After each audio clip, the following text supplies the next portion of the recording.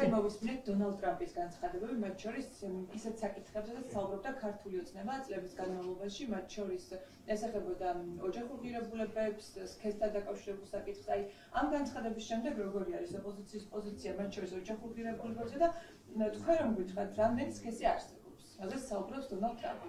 მე ერთ კითხვა მაქვს თქვენთან. თქვენ ქრისტიანი ხართ? მე ქრისტიანი.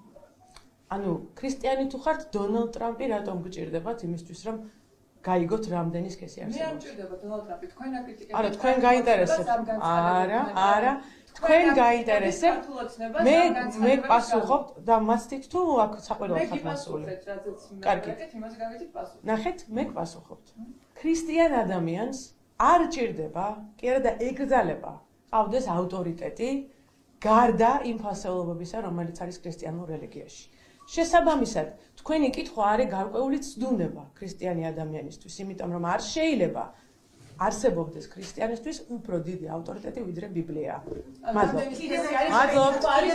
გისმენთ. კიდევ შვეიცარიულმა ბანკმა პრობლემები შეუქმნა ჯულიუს ბაიერმა ბიძინა ივანიშვილს თავისი აქტივების მართვასთან დაკავშირებით და ბიძინა ივანიშვილი ამბობს, რომ გამოიცხავს, რომ დაიწყოს სამართლებრივი დავა ამ ბანკთან დაკავშირებითაც და ამბობს, რომ იმაშინ, როდესაც კრედიტ სიუსის შემთხვევაშიც შეიძლება იგივე ეს ბანკიც იყოს გამოყენებული როგორც პოლიტიკური იარაღი, პოლიტიკური შანტაჟის იარაღი. თქვენ როგორ ფიქრობთ, შეიძლება ამ შვეიცარიულმა ბანკმა გამოიყენოს შანტაჟის იარაღი? ჩვენ ნახეთ, რამდენიმე ქმედება ბიძინა ივანიშვილის ოჯახის მხრიდან, მათ შორის ბოლო დროს, აი სულ ბოლო დღეებში კომპანიების დარეგისტრირება, ქონების გადატანა მისი ოჯახის წევრებზე და მათ შორის მორიგ ბანკთან დავა. ეს ყველაფერი მე მარწმუნებს. ბიძინა ივანიშვილს არ აქვს მიღებული ის რეალობა, რომელიც დადგა. როგორც ჩანს, მან ჯერ ვაინც ვერ გაითავისა, რომ მოყვა უმკაცრეს საერთაშორისო სანქციების ქვეშ, რომლის მიხედვითაც მთელი მისი ქონება, ისევე როგორც რუხაძის ქონება, განთავსებული დასავლეთში, ევროპასა და ჩრდილოეთ ამერიკაში მოყვება სანქციების ქვეშ, გაიყინება და მას არ ექნება საშუალებროების განკარგოს. რაც არ უნდა სდიოს ძვირადღირებული იურისტებით, ივანიშვილმა თუ რუხაძემ დასავლეთს აქვს ის ფასეულობა, რა ფასეულობაც მათ არ უნდათ რომ აქ იყოს. ეს არის კანონის წინაშე თანასწორობა. მილიონერი ხარ, მილიარდერი ხარ, თუ ჩვეულებრივი პენსიონერი ევროპაში, ნიდერლანდებში, ბრიტანეთში, შვეიცარიაში კანონის წინ გეხება შენ და კანონის წინაშე ხარ თანასწორი. შესაბამისად, მან უნდა გაიაზროს და მიიღოს ეს ახალი რეალობა. ეს რეალობა არის, რომ ის არის ძალიან სერიოზული და მკაცრი სანქციების ქვეშ და შესაბამისად მოუწევს გარკვეული დისკომფორტი.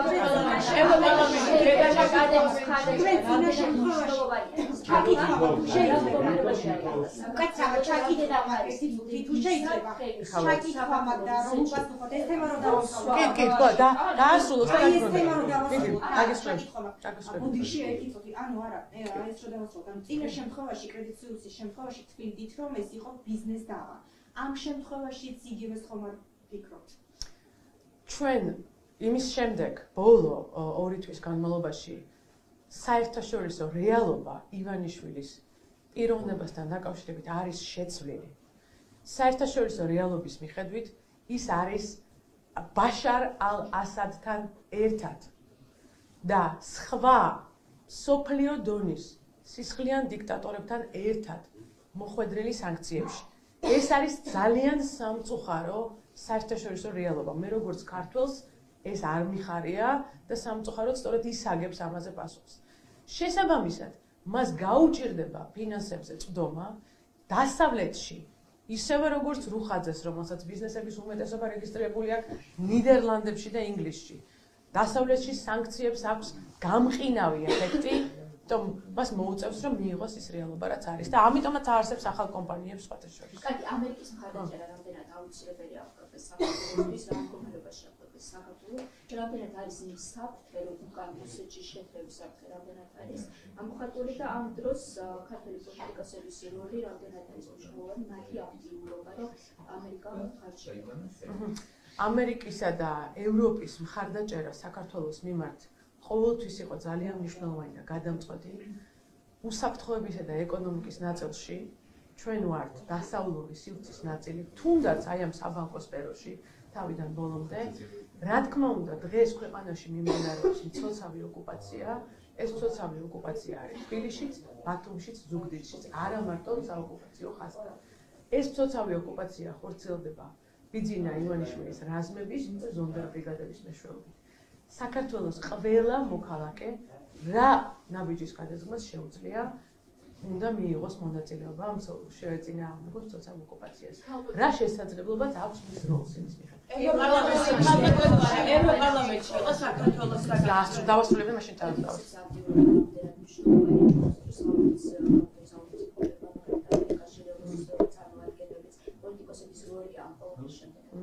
პოლიტიკოსებს მადლობა ღმერთს გვაქვს ცოტა მეტი შესაძლებლობა, იმიტომ რომ გვაქვს შესაძლებლობა გქონდეს საერთაშორისო კავშირები, გვაქვს შესაძლებლობა ვაწარმოოთ კვლევები და გაუზიაროთ ისინი ჩვენ მეგობრებს, გვაქვს შესაძლებლობა პირველ პირში მივიტანოთ ამბავი ჩვენს პარტნიორებთან. ამიტომ საერთაშორისო აქტიურობა და შიდა ფონზე აქტიურობა ორივე თანაბარი მნიშვნელოვანი არის. ჩვენ გვჭირდება რომ ჩვენს მეგობრებს დასავლეთში პირველ წყაროდან გქონდეთ ინფორმაცია რა ხდება და იმოქმედოს შესაბამისად. მაგალითად დასასანქცირებელი ხალხი დაასანქციოთ. ამიტომ ეს აქტიურობა მნიშვნელოვანია ჩვენი შესაძლებლობის ფარგლებში ეს ნაბიჯები უნდა გადავდგან. ევროპარლამენტში იყო საქართველოზე განხილვები, მათ შორის საუბარი იყო ამ დებატების დროს, რომ საქართველო უნდა მოექცეს იზოლაციაში, იყო გარკვეული კრიტიკა და მიხეილ სააკაშვილის გათავისუფლებაზე იყო საუბარი. რამდენად მისაღებია თქვენთვის მსგავსი გზავნილები და რამდენად ვფიქრობთ, რომ სააკაშვილის გათავისუფლება არის მთავარი საკითხი ახლა საქართველოში, რადგან ამაყვილება ყურადღებას რამდენიმე ევროპარლამენტარი. ანუ კრიტიკაც იყო და ამაზე რო გიპასუხებთ. მე მესმის რომ მე მესმის და მგონია აბსოლუტური ტყუილი ის რომ იმედი არსებობს მხოლოდ იმისთვის რომ დაიცვას საქართველოს ნაცებისგან, რაც თქვა თქვენმა პატრონმა.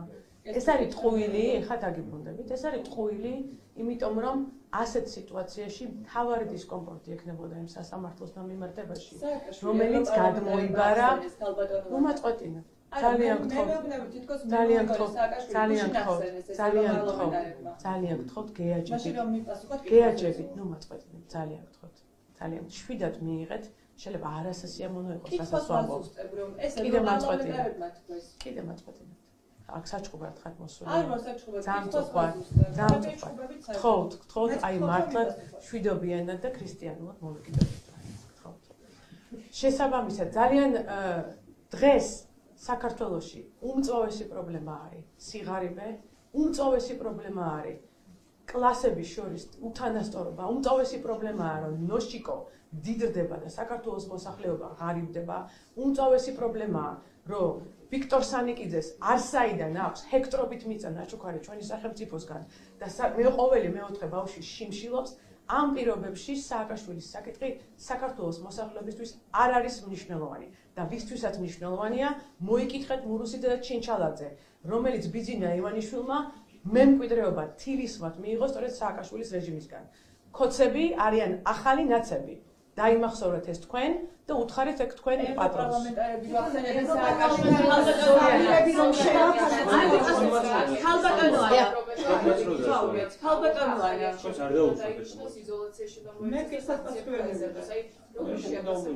კრიტიკაც იყო და პოზიტიური გზავნილება.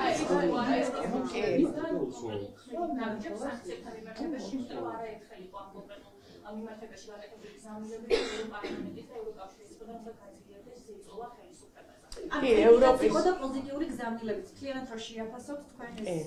მე როგორც საქართველოს მოქალაქე და პოლიტიკური ლიდერი ძალიან მწუხვარ, რომ საქართველოს უწევს ნახსენები იყოს არასასიამოვნო ვითარებაში ევროპაში, თუმცა ეს გარდაუვალია. მირჩევნია ქართული კულტურით, ქართული ხელოვნებით, ქართული გამოგონებებზე იყოს საუბარი, ქართულ სტარტაპებზე ევროპარლამენტში. მაგრამ ამ რეჟიმმა, რეპრესიულმა რეჟიმმა აქამდე მიგვიყვანა, გარდაუვალია, რომ მიღებული იქნება სხვადასხვა ზომები. ამ ზომებზე განხილვა არის ყველა ევროპის ქვეყანაში. მათ შორის განხილვა არის დიდი ბრიტანეთის საგარეო საქმეთა სამინისტროში. განხილვა არის ნიდერლანდებში, განხილვა არის სხვა ქვეყნებში, ბენელუქსის ქვეყნებში, ბელგიაში. იქნება ზომები მიღებული და ამ ზომების საპირწონე არის ორადორი ნაბიჯი, როგორც ამბობენ ჩვენი ევროპარლამენტარი მეგობრები. ახალი არჩევნები და პოლიტპატრიოტების გათავისუფლება. მანამდე ძალიან სამწუხაროდ ჩვენ მოგვიწევს ამ რეჟიმში ყოფნა, რომ საქართველოს ხელისუფლების დე-ფაქტო ხელისუფლების ხსენება არის ბაშარ ალ-ასადთან და სხვა სოფლიო დონის არამზადებთან. აი ამ ზამილები მიხეილ სააკაშვილი ახსენეს როგორ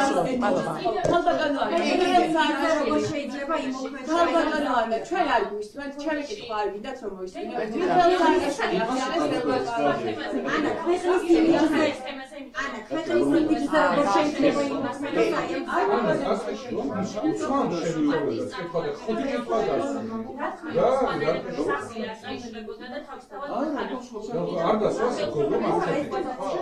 თავდასხმის პარტიის წარმომადგენლებს ქონდა ეს ვიდეო ხშირია ფაქტობრივად შემთხვევით ცირკულობაში უშუალოდ გერგი გახარიას ფაქტი რომ შევაფასოთ და ობიექტური გამგზების მოდინი გაქვს თუ არა. ჩვენ ვართ მცოცავი ოკუპაციის პირობებში მთელი ქვეყნის მასშტაბით.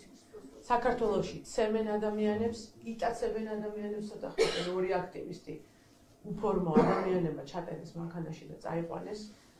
ადამიანებს არ აქვს საშუალება დაუკავშირდნენ ოჯახებს, ყავთ არაჰუმანურ პირობებში, იზოლატორებში, ქრება მტკიცებულებები და რა თქმა უნდა არავითარი მოლოდინი გამოძიებისამე არ მაქვს. სანამ მურუსიძე ჩინჩალაძე არის სასამართლო კლანის სათავეში და სასამართლო სათავეში ჩვენ ვერ გვექნება იმედი, რომ რაიმე საქმეზე დადგება სამართლიანი განაჩენი. სამწუხაროდ. აქედან გამომდინარე ჩვენი ამოცანა არის ყველა ნაბიჯზე, ყველა ბიჯზე, როდესაც ხელისუფლება დე-ფაქტო რეჟიმი გადმოდგავს ჩვენ მხარეს, მივაგოთ პასუხი და დავიცვათ ჩვენი დამოუკიდებლობა. კიდევ ერთხელ ევროპარლამენტარები ახსენებენ, რომ მიხეილ სააკაშვილი არის პოლიტპატრიოტი. თქვენც ასე ვფიქრობთ, რომ სააკაშვილი გათავისუფლდა? გავცემ ამას პასუხს. ანუ ამ კითხვას ვისურვებთ, კი, გავცემ პასუხს. თუ არა მათ განცხადება მოგახსენებთ? ქვეყნის იმიჯზე როგორ იმოქმედოს უშუალოდ ეს. აი ამ ნაწილზე კი, მოგახსენებთ ახლა. ამ ჯგუფს, რომელიც ფიქრობს, რომ სააკაშვილი გათავისუფლდა. მოგახსენებთ. რამდენიმე წლის წინ 2021 წელს პარტიამ ხალხისთვის და მე პირადად წარვადგინე ხედვა, რომლის მიხედვითაც სამართლიანი სასამართლოს უფლების დაცვით შესაბამისი სპეციალური პალატის შექმნით უცხოელი მოსამართლეების ჩართულობით უნდა გასამართლებულიყო მიხეილ სააკაშვილი. ეს იქნებოდა სწორი საქართველოს ისტორიის წინაშე და ასევე საქართველოს კონსტიტუციის წინაშე. სამწუხაროდ, როგორც 2012 წელს ბიძინა ივანიშვილმა არ შექმნა სიმართლის კომისია, როგორც არ შექმნა ახალი სასამართლო და გადმოიბარა მურუსიძე ჩინჩალაძე, ასევე არ შექმნა სწორი საშუალება მიხეილ სააკაშვილის გასამართლებისთვის. ასე რომ შეექმნა, ჩვენ გვეცოდინებოდა პასუხი თქვენ კითხვაზე და ჩემი ინიციატივა, ჩემი გასაგებია რომ თქვენ გინდათ რომ ათქმევინოთ რაც თქვენ გინდათ, მაგრამ ჩემი პასუხი არა კიდე მეჭუბებით, ბოდიში, ბულინგის ხვეპლი ვარ ჟურნალისტების მხრიდან.